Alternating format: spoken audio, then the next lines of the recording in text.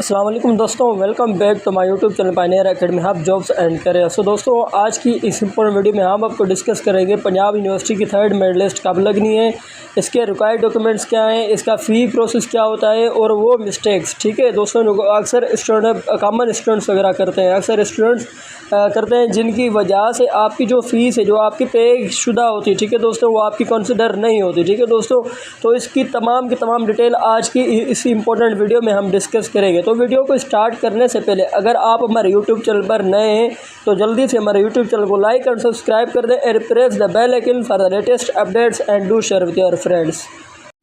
सो दोस्तों, इस important video में आज के इस इम्पोर्टेंट लेक्चर में हम आपको डिस्कस करेंगे कि पंजाब यूनिवर्सिटी की मेरिट लिस्ट सबसे पहले किस तरह से हम जांच वगैरह कर सकते हैं क्विकली। ठीक है दोस्तों, इसके बाद हम जानेंगे कि पंजाब यूनिवर्सिटी के एग्जैक्ट फ़ीस और ड्यूज़ आपके रिलेवेंट डिपार्टमेंट की कितनी है और क्या है। ठीक है दोस्तों, इसके बाद हम जानेंगे कि क्लास आपकी कब स्टार्ट होनी है। इसके बाद नेक्स्ट पे हम जानेंगे कि आपके कौन कौन से डॉक्यूमेंट्स हैं जो कि आपके रिक्वायर्ड हैं पंजाब यूनिवर्सिटी की एडमिशन के लिए। इसके बाद हम जानेंगे कि पंजाब यूनिवर्सिटी, क्योंकि हमने ऑलरेडी कुछ वीडियोस वगैरह अपलोड की हुई अपने चैनल पे, जिसकी वजह से बहुत से स्टूडेंट परेशान थे कि इंटर टेस्ट का रिज़ल्ट वगैरह किस तरह से हम डाउनलोड वगैरह कर सकते हैं। तो इसका प्रोसेस भी आज की इंपॉर्टेंट वीडियो में हम डिस्कस करेंगे, जानेंगे।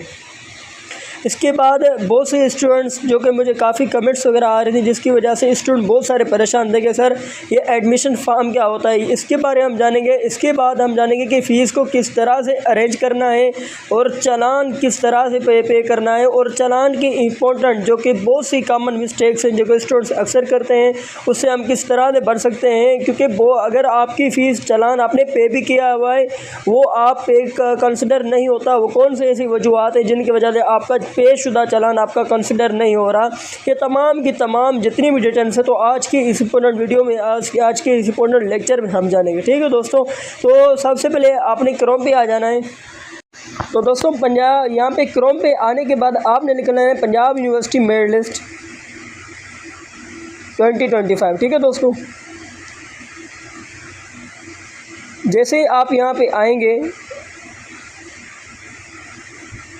तो आपकी जो पहली जो वेबसाइट है आपने उस पर चले जाना है। उस पर जाने के बाद आपको इस तरह का इंटरफेस वगैरह दिखाई देता हुआ नजर आएगा। ठीक है दोस्तों, जहाँ पे उन्होंने मेंशन किया हुआ है BS first semester, BS fifth semester, MS, MPhil, PhD, diploma, PGD, और ये डिफरेंट किस्म के ना उन्होंने कोर्सेज वगैरह यहाँ पे प्रोग्राम्स वगैरह दिए हुए हैं। आप यहाँ पे देख सकते हैं, यहाँ पे आपको बहुत सारे अनगिनत प्रोग्राम्स वगैरह मिल जाएंगे। ठीक है दोस्तों, यहाँ पे ना सिर्फ आपके कायदे-ए-आज़म कैंपस के, बल्कि आपका इलामा इकबाल कैंपस या फिर आपका झेलम कैंपस, आपका Gujranwala campus, Potwar campus, overall जितने भी इनके कैंपस हैं। ठीक है दोस्तों, मैं सिर्फ कैंपस की बात कर रहा हूँ, 11 कॉलेज एफिलेटेड कॉलेजेस की बात नहीं कर रहा।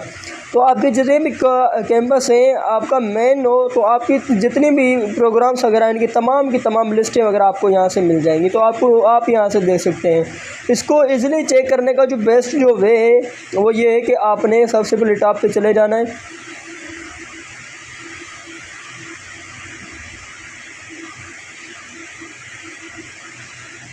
ठीक है दोस्तों, सबसे पहले आपने टॉप पे चले जाए, जस्ट वेट। अब यहाँ पे देखिए उन्होंने ना एक दिया हुआ है सर्च मैसेज का ऑप्शन दिया हुआ है, तो आपने यहाँ पे आ जाना है। आपने यहाँ पे अपना CNSE, आपने बेब फॉर्म, जिनके पास CNSE तो अपना CNSE नंबर वगैरह आपने सर्च कर लेना है, जिनके पास CNSE नहीं है तो अपना बेब फॉर्म यहाँ पे सर्च कर सकते हैं। जैसे ही आप यहाँ पे अपना सर्च करेंगे, इंसर्ट करेंगे, तो आपकी अगर के मेरिट लिस्ट में आपका नाम आया हुआ है तो आपका यहाँ पे आ जाएगा, शो हो जाएगा। अगर क्या आपका मेरिट लिस्ट में नाम नहीं आया हुआ तो यहाँ पे नो रिकॉर्ड फाउंड होगा। इसके बाद कमेंट्स में काफ़ी सारे स्टूडेंट पूछ रहे थे कि सर इनकी जो काफ़ी सारे स्टूडेंट पूछ रहे थे सर आज की मेरिट लिस्ट का क्या जो लास्ट सीट किस पे गई है, जो कोई भी प्रोग्राम। ठीक है दोस्तों, तो उसकी लास्ट मेरिट लिस्ट क्या किस पे गई है, लास्ट की सीट कितनी परसेंटेज पे गई है। तो आपने जनाब ज़्यादा परेशान नहीं होना, आपका यहाँ पे जितना जो भी आपका रिलेवेंट कैंपस है ना, आपने उसमें आ जाना है। उस पर जाने के बाद यहाँ पे उन्होंने ऑप्शन दिया व्यू मेरिट लिस्ट। ठीक है दोस्तों, आपने यहाँ पे कर देना है। ठीक है दोस्तों, यहाँ पे ओपन मेरिट लिस्ट और ये ओवरऑल का मकसद ये होता है कि एक जनरल लिस्ट आपको प्रोवाइड की जाती है, ठीक है दोस्तों, जिसमें आपका नाम होता है। लेकिन ये बच्चे ज़रूरी नहीं है कि सिलेक्टेड हो। यहाँ पे आपका ओवरऑल जितने भी बच्चों ने लाइक दैट, मैं अगर कहूँ कि इसमें अगर 500 बंदों ने अगर के अप्लाई वगैरह किया हुआ तो 500 बंदों की लिस्ट वगैरह शो करेगा, ठीक है दोस्तों, अपनी मेरिट के हिसाब से। ओपन मेरिट का मकसद ये होता है कि जो बच्चे मेरिट लिस्ट में जिन बच्चों का नाम आ गया है वो इसमें उनका नाम आ जाएगा, ठीक है दोस्तों। यहाँ पे देखें ओपन मेरिट लिस्ट, अब मैंने कर दिया। अब यहाँ पे देखिए उन्होंने बच्चों का जितने भी स्टूडेंट्स वगैरह पास हुए ये उनका नाम वगैरह आया हुआ है, ठीक है दोस्तों।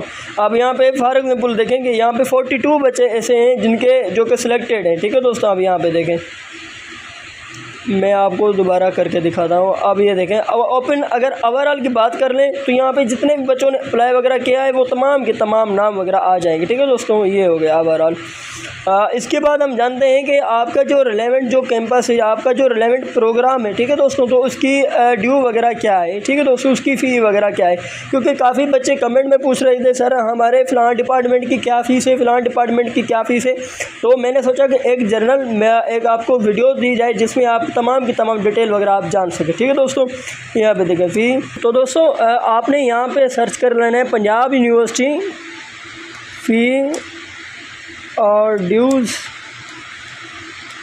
2025 to 26,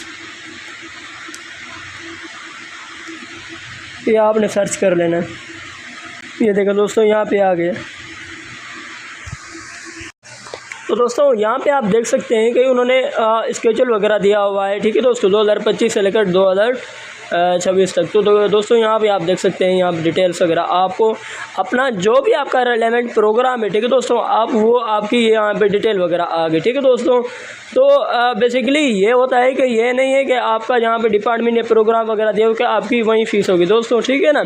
यहाँ पे आपकी इनके अलावा आपके सर्विस चार्जेस, अदर फंड्स वगैरह और एग्ज़ाम्स वगैरह ये टोटली आपका इंक्लूड होता है। तो आपने मिला जुला के अपना कैलकुलेट कर देना है कि आपका जो सेमेस्टर सिस्टम, ठीक है दोस्तों, आपको कितने में पड़ जाएगा, कि आपकी सेमेस्टर फ़ीस वगैरह कितनी होगी। तो यहाँ पे आपकी डिटेल वगैरह मिल जाएगी आपको, ठीक है दोस्तों। तो इसके बाद हम जानेंगे कि इसकी जो है रिक्वायर्ड डॉक्यूमेंट्स कौन कौन से, ठीक है दोस्तों। अब हम उनकी बात कर लेते हैं।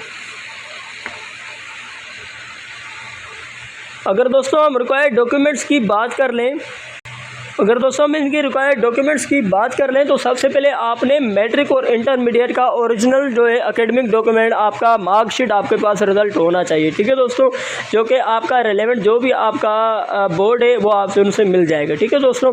इसके बाद आपने 3 सेट बनाने हैं मैट्रिक के और 3 सेट बनाने आपने इंटरमीडिएट के, ठीक है दोस्तों।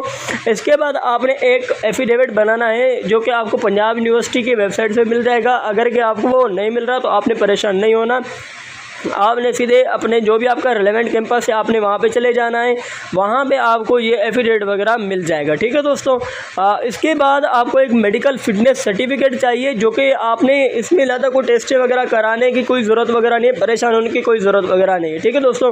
बेसिकली मेडिकल फिटनेस सर्टिफिकेट क्या होता है कि आपने एक मेडिकल ऑफिसर लिखवाना होता है कि भाई बंदा ये जो फिज़िकल और मेंटल बिल्कुल ठीक है दोस्तों, ठीक है ना, इसकी कोई डिसऑर्डर वगैरह नहीं है। और जो आपका मेडिकल ऑफिसर होता है 17 ग्रेड का या 18 ग्रेड का, वहाँ से आपने ये मेडिकल जो सर्टिफिकेट आपने वो टेस्ट वगैरह करवाना होता है, ठीक है दोस्तों। इसके बाद आपको एक 8 रिसेंट फ़ोटो चाहिए पासपोर्ट साइज़ में। इसके बाद अगर आपको कोई आपका CNSE बना हुआ है तो आपने उसकी कॉपी लेके आनी है। अगर कि आपके पास CNSE नहीं है तो आपने एक बेफार्म की कॉपी वगैरह लेके आनी है, ठीक है दोस्तों। इसके बाद आपका वालिद साहब का एक CNS की कॉपी हो, अगर आपके बाबा नहीं है तो आपने गार्डियन का अपना CNS की कॉपी वगैरह लेके आनी है। इसके बाद एडमिशन फॉर्म, अब बहुत से स्टूडेंट, मैंने पहले वीडियोज़ वगैरह बनाई थी जिसमें एडमिशन फॉर्म के लिए बहुत से स्टूडेंट वगैरह परेशान चल रहे हैं, एडमिशन फॉर्म क्या होता है। तो देखें जनाब, जब आपने अप्लाई किया था ना तो वहाँ पे एक फॉर्म वगैरह आ गया था जिसमें आपकी पूरी जो डिटेल है वो आपकी वहाँ पे आ गई थी। अगर कि वो आपको अभी आपके पास नहीं है तो आप गूगल जीमेल पे चले जाएं, जीमेल पे आपका वो मेल वगैरह आया होगा तो आपने वो एडमिशन फॉर्म वगैरह वो आपसे वहाँ मिल जाएगा। अगर कि आपको वहाँ से भी जीमेल से भी नहीं मिल रहा, आपकी वेबसाइट से भी नहीं मिल रहा और आपके पास नहीं है, तो आपने परेशान नहीं होना, आपने एडमिन चले जाना है। एडमिन में आप जब ये बात करेंगे तो वो आपको डाउनलोड वगैरह करके देंगे, ठीक है दोस्तों। इसमें आपने परेशान होने की कोई ज़रूरत नहीं है। इसके बाद आपने चालान लेके आना है, जो आपने पंजाब यूनिवर्सिटी का जब आपने फॉर्म पे किया था तो उसका वो जो चालान है आपके पास होगा, तो आपने वो लेके आना है। इसके बाद आपने एंट्री टेस्ट का रिज़ल्ट लेके आना है, ठीक है दोस्तों। तो एंट्री टेस्ट का रिज़ल्ट वगैरह हम किस तरह से डाउनलोड वगैरह कर सकते हैं, जिन बच्चों के पास नहीं है तो आप ये होम स्क्रीन पे एक वीडियो देख रहे होंगे, इसकी लिंक मैं आपको कमेंट बॉक्स में डाल दूँगा, तो वो आप वहाँ से भी डाउनलोड वगैरह कर सकते हैं। इसके बाद लास्ट जो उनका जो डॉक्यूमेंट्स होता है, बहुत कुछ स्टूडेंट्स ऐसे होते हैं ना जिनको बीच में गैप ईयर आ जाता है, ठीक है दोस्तों। 1 साल का गैप ईयर हो गया, 2 साल का गैप ईयर हो गया, और हाउस होल्ड लेबर जितना भी आपका गैप ईयर है, तो उनके लिए आपने एक एफिडेविट बनाना होता है जिसमें आपने रीज़न्स लिखने होते हैं, काज लिखने होते हैं कि किन वजह से आप जो है आप जो है एडमिशन वगैरह सिक्योर नहीं कर पाए। तो वो तमाम की तमाम जो तफसीलात है वो आपने एफिडेविट पे लिखने होते हैं।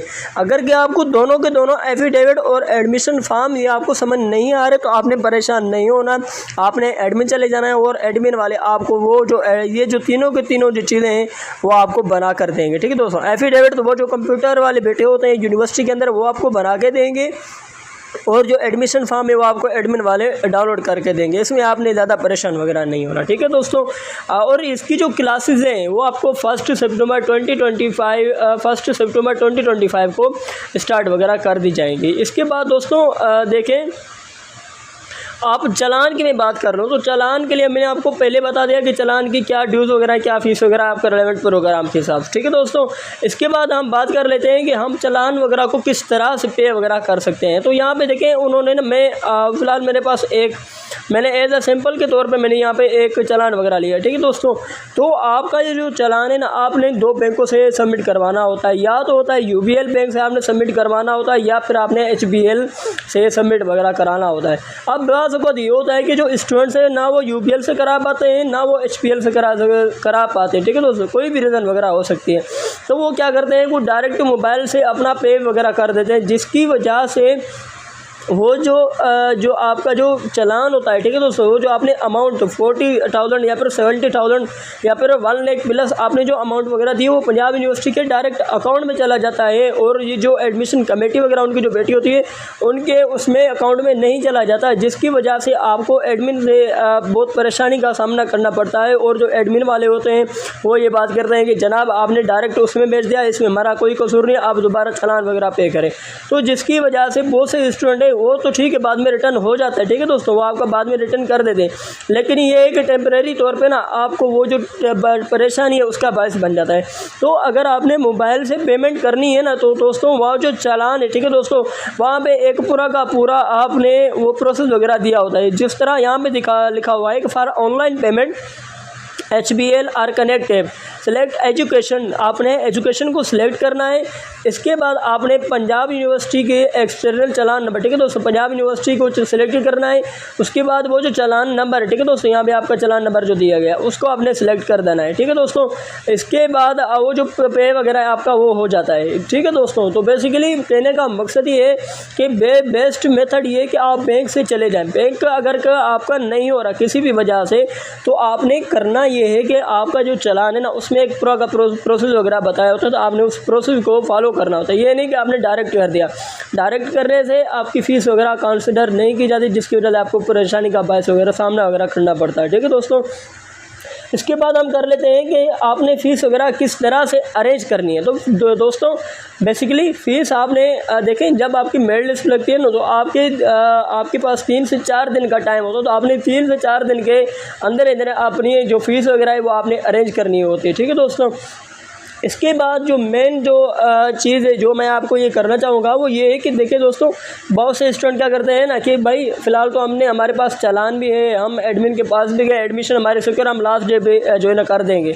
और लास्ट डे में होता ये है कि बाज़ औक़ात आपके पास टाइम नहीं होता, ठीक है दोस्तों। तो आपने लास्ट टाइम में चले जाते हैं, बैंकें भी बंद हो गई, और उसकी वजह से आपने जो मोबाइल से कर दिया वो भी आपने रॉन्ग कर दिया, जिसकी वजह से आपका चालान वगैरह जो आपका सही तरह से पे वगैरह नहीं हो पाता। तो आपने इस चीज़ को आपने तो आपने मद्देनज़र रखना है कि आपने जितना जल्दी हो सके आपने चालान वगैरह पे कर देना है।